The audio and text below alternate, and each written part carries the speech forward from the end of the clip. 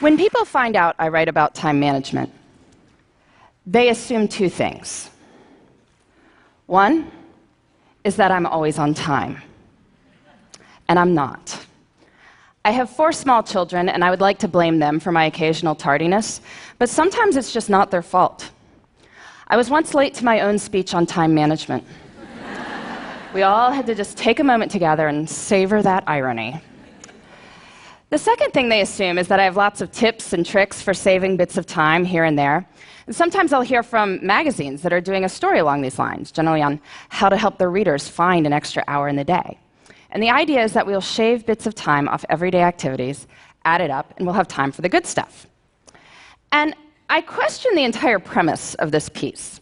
But I'm always interested in hearing what they've come up with before they call me. So some of my favorites: doing errands in a way where you only have to make right-hand turns, being extremely judicious in microwave usage, so it says 3 to 3.5 minutes on the package. We are totally getting in on the bottom side of that.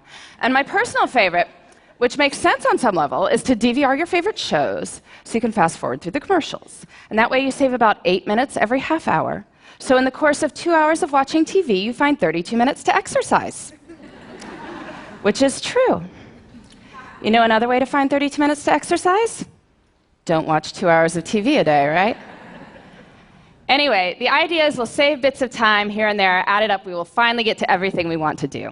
But after studying how successful people spend their time and looking at their schedules hour by hour, I think this idea has it completely backward. We don't build the lives we want by saving time. We build the lives we want, and then time saves itself. Here's what I mean. I recently did a time diary project looking at 1,001 days in the lives of extremely busy women. They had demanding jobs, sometimes their own businesses, kids to care for, maybe parents to care for, community commitments. Busy, busy people. I had them keep track of their time for a week so I could add up how much they worked and slept, and I interviewed them about their strategies for my book. One of the women whose time log I studied, she goes out for a Wednesday night for something. She comes home to find that her water heater has broken, and there is now water all over her basement. If you've ever had anything like this happen to you, you know it is a hugely damaging, frightening, sopping mess. So she's dealing with the immediate aftermath that night. Next day, she's got plumbers coming in. Day after that, professional cleaning crew dealing with the ruined carpet. All this is being recorded on her time log. Winds up taking 7 hours of her week. 7 hours. That's like finding an extra hour in the day. But I'm sure if you had asked her at the start of the week, could you find 7 hours to train for a triathlon? Could you find 7 hours to mentor 7 worthy people? I'm sure she would have said what most of us would have said, which is no. Can't you see how busy I am? Yet when she had to find 7 hours because there is water all over her basement, she found 7 hours.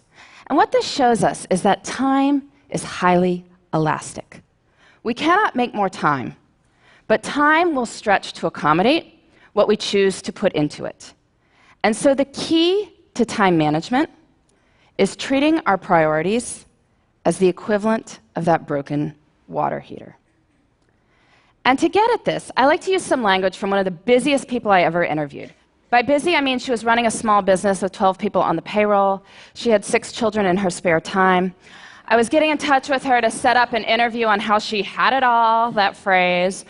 I remember it was a Thursday morning, and she was not available to speak with me, of course, right?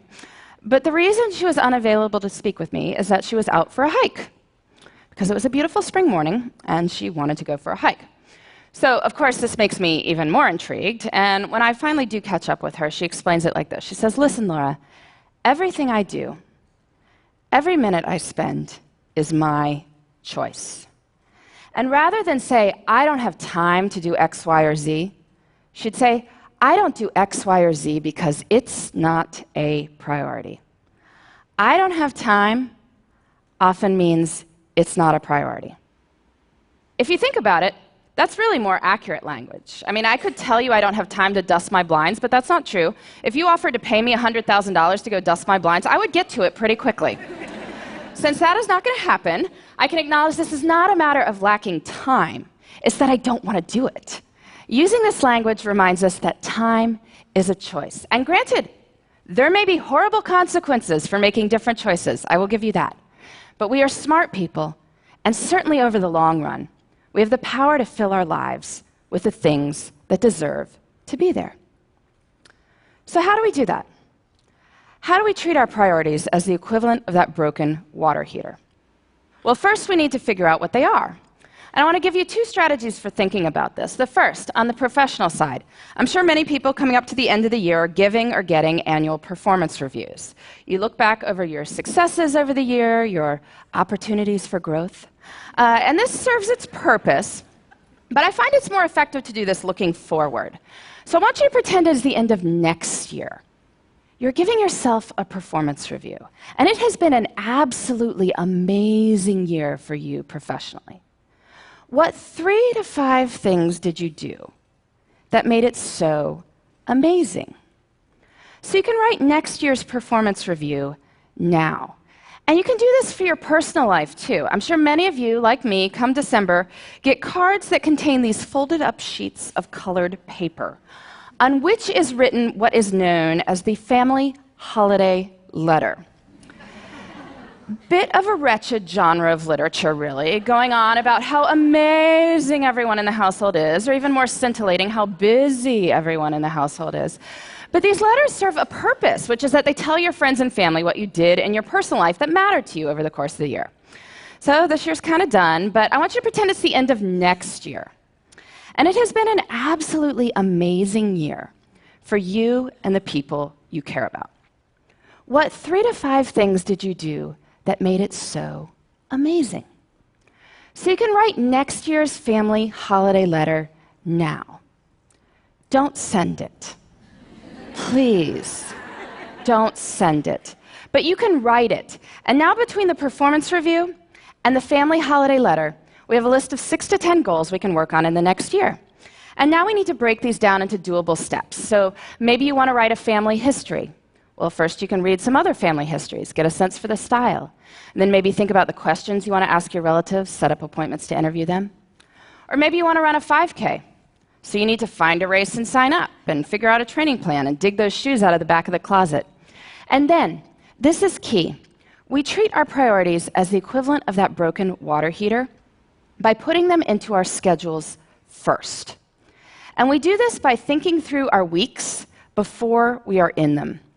I find a really good time to do this is Friday afternoons.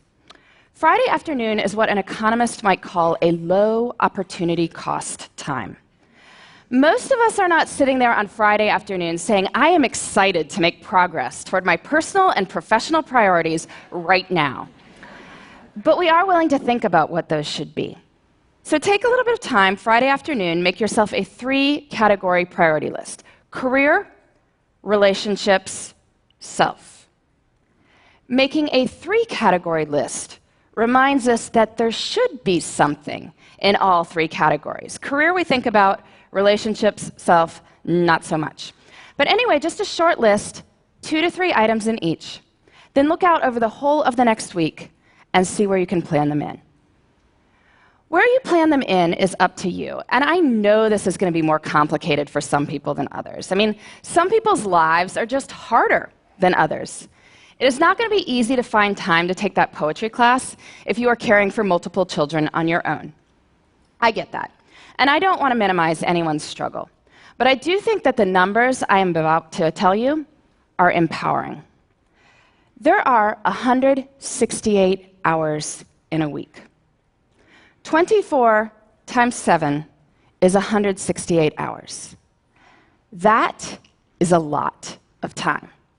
If you are working a full-time job, so 40 hours a week, sleeping 8 hours a night, so 56 hours a week, that leaves 72 hours for other things. That is a lot of time.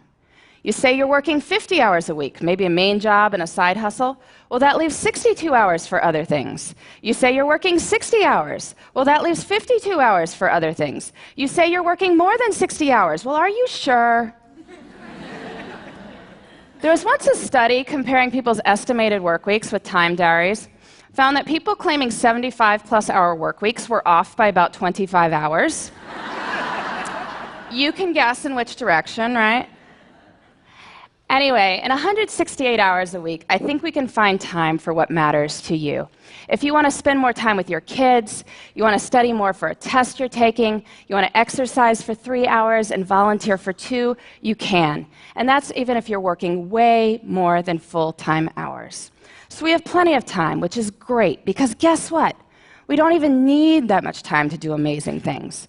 But when most of us have bits of time, what do? Pull out the phone, right? Start deleting emails, or otherwise we're puttering around the house or watching TV. But small moments can have great power. You can use your bits of time for bits of joy.